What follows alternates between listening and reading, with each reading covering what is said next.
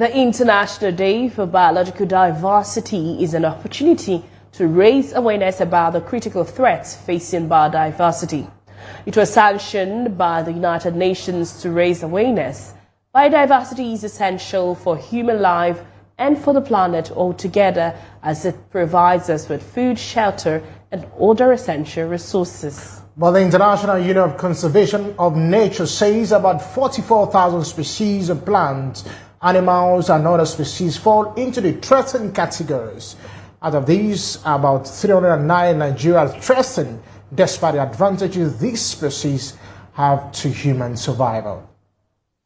The 22nd of May is set aside to commemorate the International Biological Diversity Day. This day is to raise awareness on the importance of conserving our ecosystem. According to conservationists, trees, wild plants, mosquitoes, lizards, frogs, etc. are all important elements in our ecosystem that helps us function adequately as humans. Without biodiversity, we would not survive, and that is why it is an important global day. Biodiversity provides the food we eat, it provides the clean water we drink, it provides the pollination for crops. Records show Nigeria has lost over 1 million hectares of land, thereby losing the natural habitat of our biodiversity. This and other factors pose a major threat to Nigeria's biodiversity, including pollution caused by agro and industrial chemicals with harsh effects on plants, birds, and our water body. Other threats are poaching and hunting. So we are actually consuming, what should help defend us against, climate change. Someone will ask, how will a little animal help? That is why it is called an ecosystem. We are also part of the ecosystem. So when you destroy the food chain, when you destroy the chain, then it impacts on the entire ecosystem. He says there are dire consequences to altering our biodiversity. But you need those microorganisms in the soil, right, for soil fertility. So you destroy everything. So directly, it impacts on our food security. It also impacts on our health. Because before now, we rely so much on herbs. Where do they come from? Biodiversity. Even now, many of the pharmaceutical companies rely on some of these herbs, plants, to produce, some of the drugs that we take. To mitigate these challenges that destroys our biodiversity, Dr. Michael says it requires collective effort of both government and individuals. Yes, you're taking him. Joining us on the show to discuss more on the International Day for Biodiversity is Dr. Michael Teungwa, who is the founder and executive director of the Global Initiative for Food Security and Ecosystem Preservation. Good morning and welcome to the program. Good morning. Thank you for having me. All right. So, let us, begin with the maybe very not so simple question, but what is biodiversity all about? That biodiversity is simply life, different type of life. So what are we looking at? What are we referring to? We are looking at genetic biodiversity. We're looking at species biodiversity and also ecological biodiversity. And let me just say that today is Africa Day, a very special day for the continent.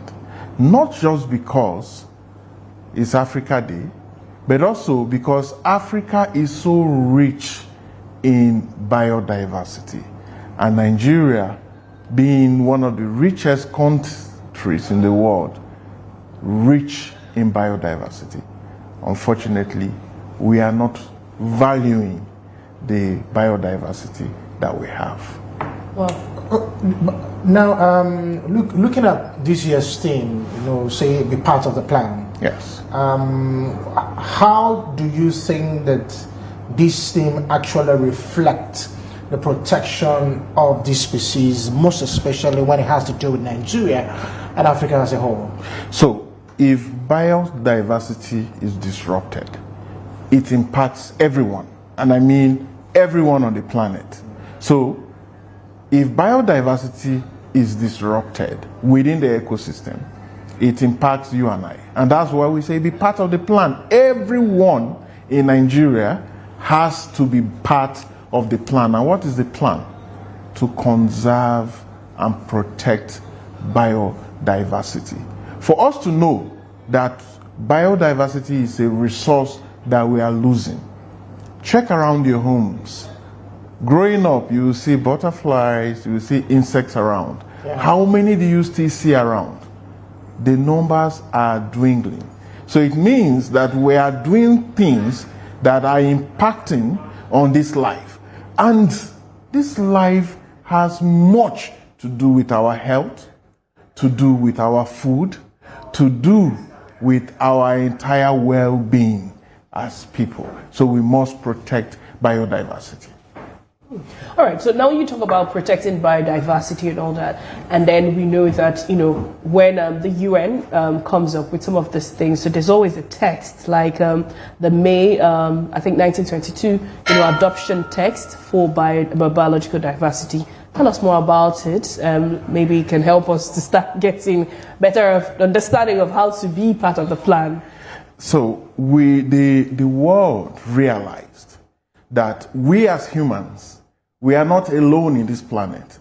There are other forms of lives that are equally very important. And that is why the ICUN was formed. That is the International Conservation of Nature Committee. So this body looks at all the lives that we have, around the world. Look at all the hotspots. In Nigeria, at present, the hotspot for biodiversity is Cross River State. But because of the geography, we have the tropical rainforest down there, and then we have the savanna up here, and then we also have the Sahel. All of these regions and this geography have different lives, right? And that's what makes Nigeria very rich in biodiversity. And so, having understood that we cannot function alone, take example, the bees, the honeybees, right? Everybody likes honey. But the bees don't just produce honey. They are a major pollinator for our crops. Without the bees, our food crops will dwindle. And that is exactly what we're facing right now. We are losing the pollinators, not just in Nigeria, but globally. And that's why the United Nations came up with different bodies like the UNEP. And right now, there is a body that is designated for biodiversity. We actually have a biodiversity COP. The biodiversity COP this year is taking place in Colombia sometime in September. That gives you the importance of biodiversity. Because if you disrupt one cycle, then it impacts on us. And in this time of climate change, biodiversity remains our only natural defense against climate change. And that's why we must protect it. When you were speaking the other time, you talked about flies and I'm very butterflies. I'm very sure if flies come near you now, what would you do? Because I'm trying to see how that plays into how we're able to protect the biodiversity. Yes. And of course, that's one. Then the second one I want to ask is, do you think that government is doing enough, to preserve or support enough to preserve this biodiversity and even communities and individuals? Do you think we're actually doing that? So let me start with the first one. Okay. Now, that's very key. When we have the little insects around, the question is, what is their importance? We say, what is the economic importance of mosquitoes, for example? Yes, they cause malaria, but they are an important part of the ecosystem, important part of the food chain.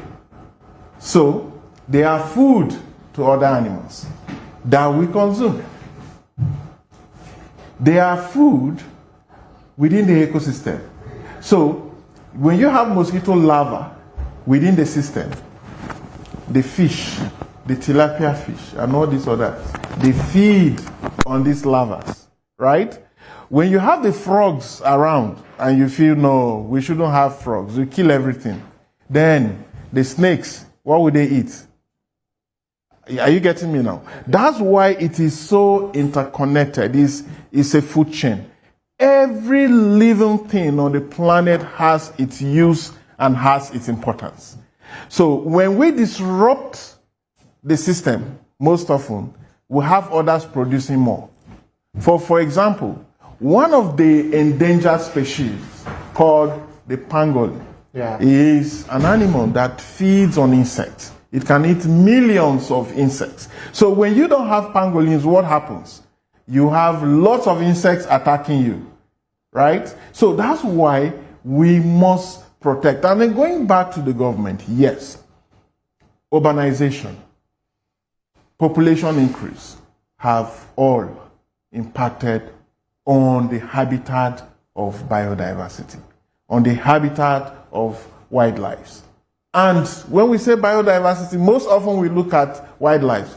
We're also looking at plants as well, right? So we must protect them.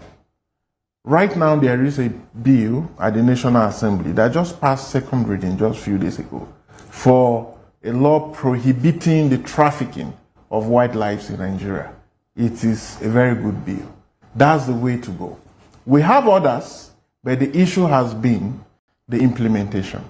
You know, Nigeria has taken some steps, no doubt about it. We have the national parks all across the country, and even last year, there was a desire to increase the number of parks in the country.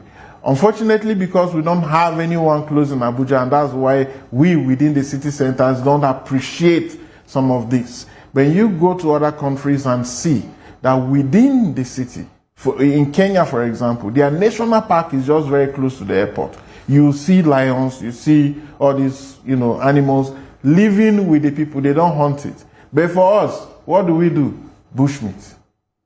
Okay, so I'm coming to that bushmeat side. Correct. So, but I mean, now that we all have a role to play in this, and as this year's theme is also trying to remind us, I'm wondering, how can we start reorientating ourselves, survival instincts? Because you talked about bees, and I'm very sure that, maybe low education farmers would actually be doing things to prevent bees from being in their farms because it's like harmful. So yeah, how do we, survive while also having at the back of our minds that we have a role to protect the biodiversity? Yes, I think that part of that is what we are doing on this program. Awareness creation. Awareness creation can never be enough. There's a trend in this country that is destroying our biodiversity and destroying our soils. What am I referring to? I'm talking about the heavy use of agrochemicals. When you go around now, you even see our gatesmen, the small farmers with knapsack sprayers on their back. What are they spraying? Herbicides, pesticides, right? Now, it is so uncontrolled that people just spray chemicals without understanding the impact of these chemicals on their health first and for biodiversity. So this farmer is trying to kill all the weeds, right? But is destroying the life within the soil, and just to also say, when we say biodiversity, it's not just the big plants. We're also looking at the microorganisms and the fungi that we don't see that are very beneficial to soil formation, and soil nutrients.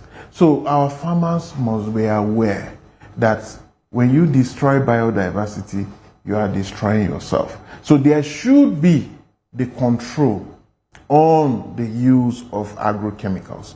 Who checks what comes into the country? Who checks what, the farmers use, the quantity, the mixture? There's no awareness, So when this is sprayed on the soil, there's runoff, right? It runs into the river. So who is affected? The entire biodiversity within the river is also affected. We're looking at fish, we're looking at all those microorganisms within the river channel. So this is a holistic issue that we need serious awareness, but very serious laws, proper and enforcement. Otherwise, it will not be good for all of us. I just want to ask, you're a Christian. So you remember that part of the Bible that says God has given us to hit Dominion.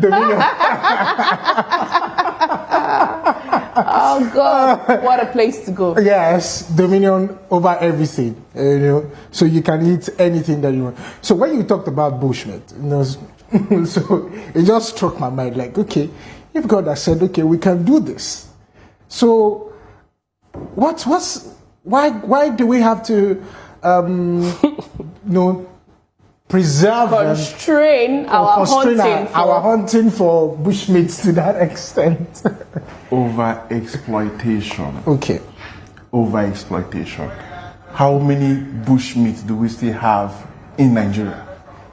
How many lions do we have in the wild in Nigeria? We have one in the children's park, right? That is very hungry. How many elephants do we have in the country? That's a key question. We have over-exploited. And so many of them are threatened right now. Some are going into extinction. So we wake up and just read about dinosaurs and all. That is what we are talking about. And we also have, the technology to produce and grow some of these things for our consumption. We are doing that successfully with fish right now. How many fishes do we still have in the river? Really? Lots is fish farming. That is what is feeding us. So that is exactly what we're talking about. That we cannot eat everything we have. Move around. Before now, you see squirrels. Now you cannot find. Yeah. I'm from Benue. I know my people do a lot of hunting.